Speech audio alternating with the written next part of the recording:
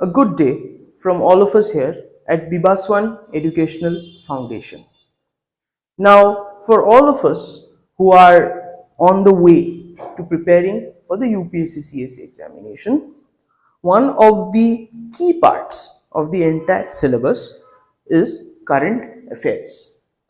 As such, because this examination is so competitive and at the same time because it has so many nitty-gritties, there has to be a particular strategy for each and every aspect of this examination, because UPSC as an examination operates on the principle of smart work plus hard work.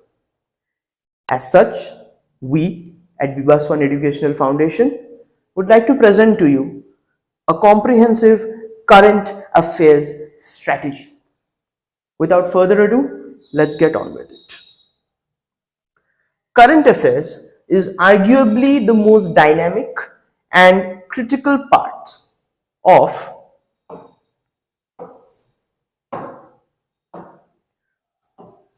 the UPSC Civil Services examination.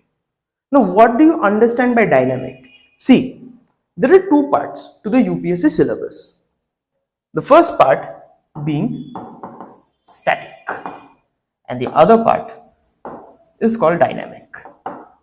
In the static portion, what you have are mostly concepts, theories, and core fundamentals.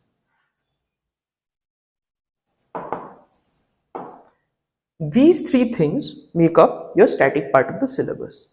Why is it called static? Because these are the things that are not going to change. This is going to be constant. That is why static. Dynamic part of the syllabus consists of current affairs from static themes.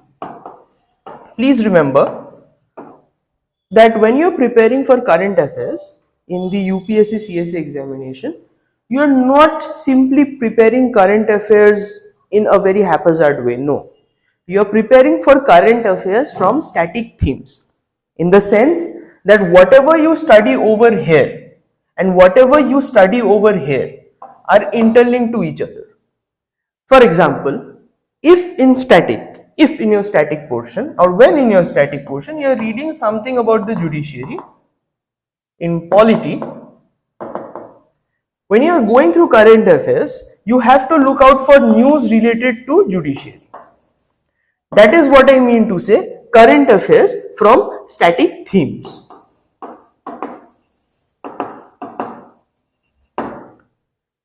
It's not a standalone subject, like I mentioned over here. It's not a standalone subject. Like, it does not stand like as an independent entity. No. It's dependent upon static. Because current affairs as an entire topic itself is so varied, because anything can be current affairs. Maybe a football club has won in some part of the world. It has achieved victory after a very long period of time. That is also current affairs. But we are not going to study that as a part of the syllabus because it does not have any connection with anything to do with the static part. But recent trends have actually shown us that in the UPSC CSE paper, you are seeing questions from cricket, you are seeing questions from chess and other sports as well, even from football for that matter. So what does this mean? It means that just like the idea of current affairs being dynamic, the way of preparing questions from current affairs are also very dynamic. So whenever you are preparing for the UPSC CSE examination, your preparation should massively focus around the static portion, and when it comes to the current affairs part of the syllabus, your ability should, as an aspirant, should be to interlink that dynamic part of the syllabus with your static part of the syllabus. That is what will separate you from the rest of the candidates. Now, what are the fundamentals of your current affairs strategy? Number one, daily consistency is key. The thing is, whenever you're preparing for your UPSC CSE examination, take some time out of your preparation every day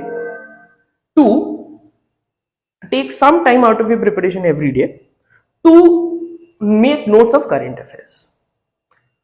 And what does that help you? Okay, say for example, you might be reading about Mughal art and architecture in your static part of the syllabus.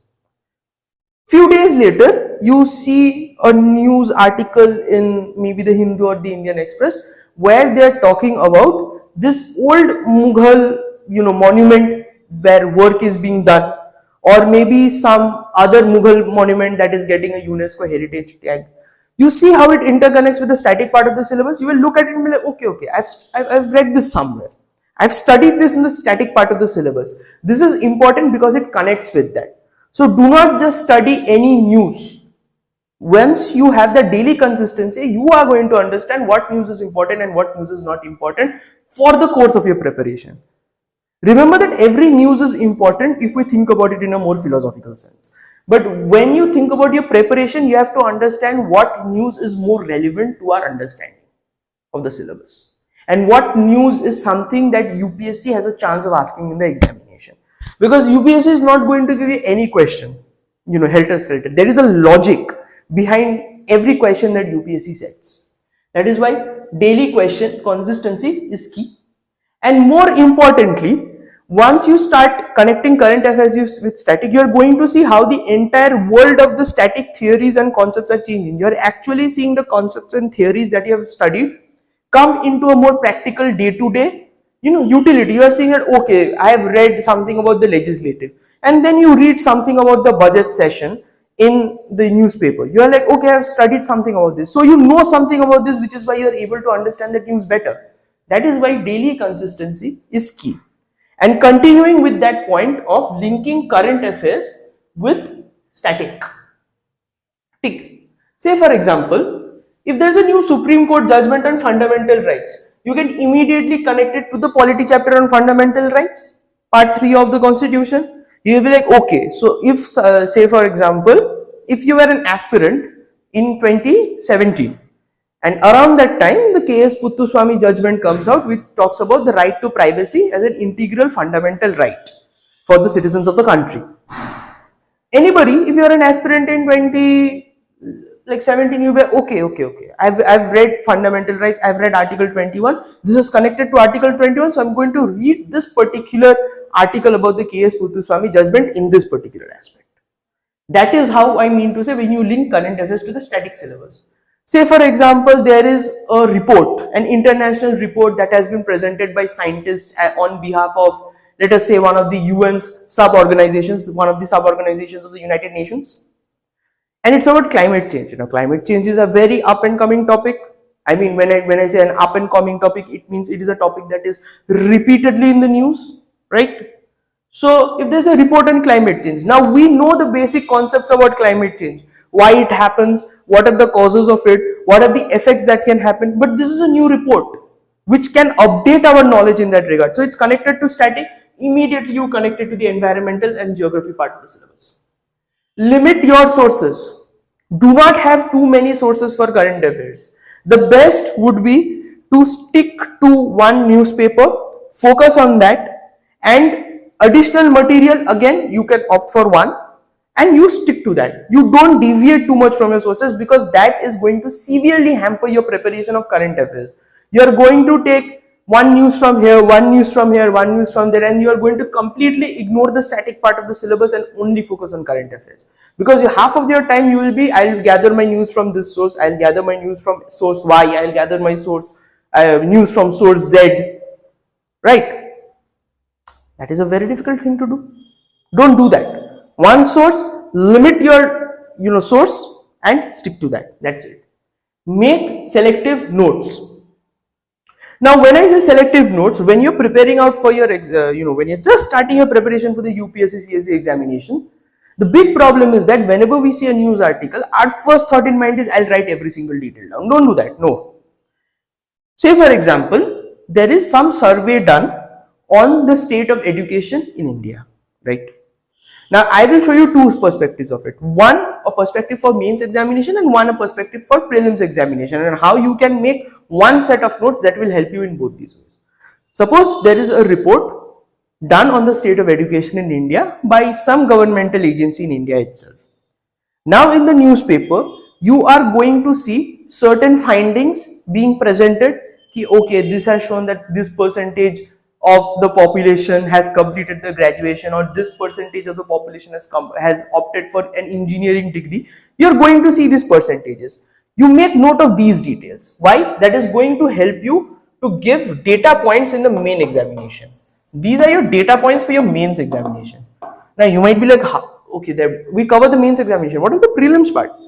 Well, in the prelims part, you can think about it like they will give you a question, they will give you options on like the various findings of this report. So essentially, you have to keep the name of the report in mind. For prelims, what is important? Name of the report, which organization is publishing that report. If that organization is under any particular ministry, you have to remember the name of the ministry. Certain statistical data also has to be kept in mind, and that's it. So remember, when you're preparing your current affairs, it has to be an integrated effort. It has to incorporate both prelims and mains together. And that is why you have to make selective notes. You cannot write the entire newspaper down for one day as your source of current affairs for that day. No. Because like I said, philosophically all news is important. But for the case of the examination, not all news is important. Some of them are important, and especially those news are important which you can link with static. Practice with PYQs and mock tests. PYQs, as any aspirant knows, is the most important tool that you have when it comes to the UPSC CSE examination.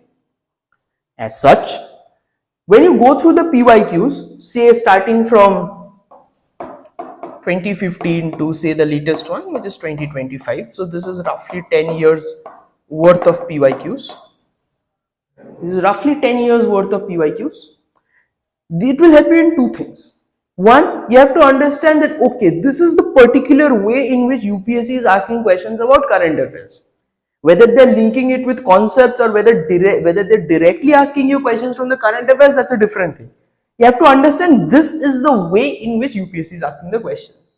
And more importantly, if you go through PYQs of 10 years, not only from UPSC, I should say CSE, but also from, if you incorporate CDS, if you incorporate CAPF, if you incorporate geoscientist, if you incorporate EPFO, you are going to see how current affairs are asked by UPSC in different papers. And it will help you to understand that, okay, these are the themes on which UPSC repeatedly asks questions on. Say, for example, in your analysis of these PYQs, you see that UPSC is repeatedly asking questions with respect to current affairs and education. You will keep that in mind. So the next time you see a news related to some survey related to education, you're going to keep that in mind. Say, for example, you see a particular trend in UPSC asking you questions with respect to the situation of health in this country.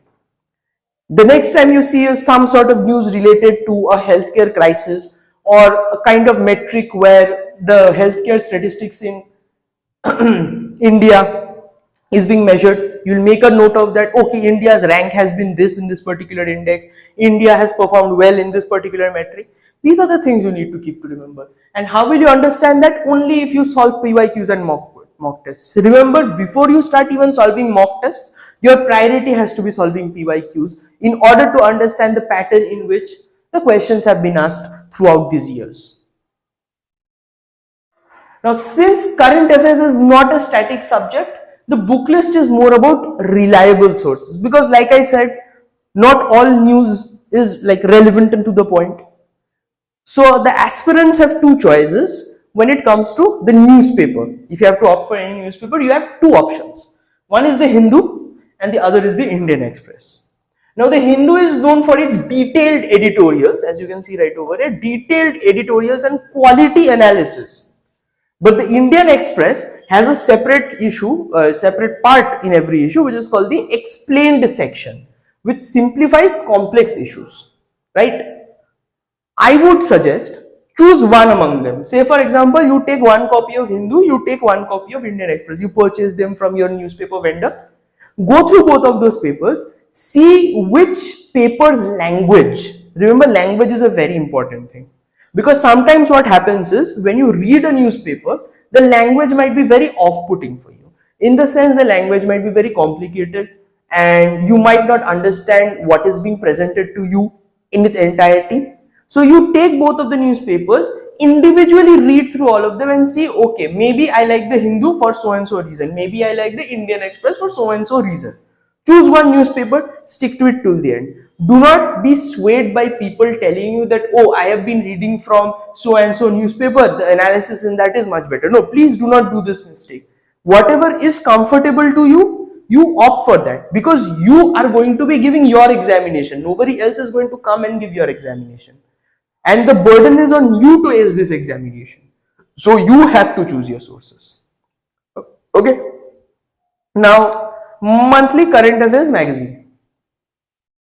If you're somebody who wouldn't like to opt for, say, a daily newspaper analysis, what you can do is you take a monthly compilation, like all the relevant current affairs of that entire month in one document. You can opt for that. Like maybe you read it at the end of the month, make notes from that, it makes the work easier for you. And a lot of people go for this as well.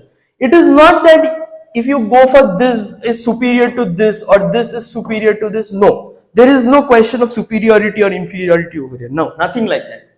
What you have to remember is that this actually summarizes the entire thing for you. This creates a habit in you. So it entirely depends on what you are comfortable with. And when you're starting out, I would suggest that initially you go for a daily newspaper analysis. And once you reach a more advanced stage of your preparation, you can go for a monthly current affairs magazine. Now, we at Bibaswan Educational Foundation do create a daily current affairs compilation every day. And what the benefit of that is, if you take the daily current affairs that we at the institute provide to you and compile it up, it becomes a monthly current affairs compilation. And us at the institution, we believe in summarizing it in such a point that it not only enhances your analytical skills but also makes you study to the point. There is no extra thing that you have to study, because we keep it concise, we keep it crisp, and we keep it to the point. And that is why the question is, should I go for daily or monthly current affairs? Now, if you are going for daily current affairs, some people prefer daily, some prefer monthly, like I've already mentioned. If you are going for daily current affairs, then ensure that your notes are to the point. Don't write the entire news article, like I'm saying. And the point is, if you're going for your daily current affairs news analysis, then please read the editorial. Editorial is very, very important, because there has been a trend where UPSC has asked questions from relevant editorials, not only from the Hindu, but from the Indian Express. Right? But that doesn't mean that, okay, I have to study editorials from both the newspapers. No, opt for one newspaper, study one editorial from the newspaper. That's it. Now, government publications. Now, the government also has a lot of its own publications. One of them, rather two of them, are actually the Yojana and Kurukshetra magazines. Now, Yojana and Kurukshetra magazines are two sources that are going to help you immensely during the mains part of your preparation. But it is best if you start reading them from the beginning itself. Now, what will Yojana and Kurukshetra magazine help you with? They will help you understand the analysis part of the government schemes, the policies, and the socio-economic development part of your syllabus. In the sense, it will point out to you the most important government schemes, the most important government policies. When I say the most important, I mean like, the ones that are in trend right now. When I say in trend, I mean discussions are being made on it. Maybe it is being updated, maybe it is being removed.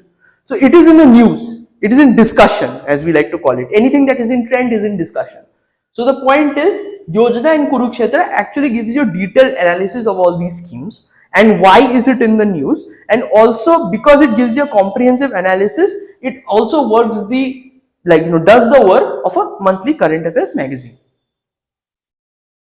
Now, the economic survey and union budget, you will get this once every year. This is beneficial for the economy part of the syllabus.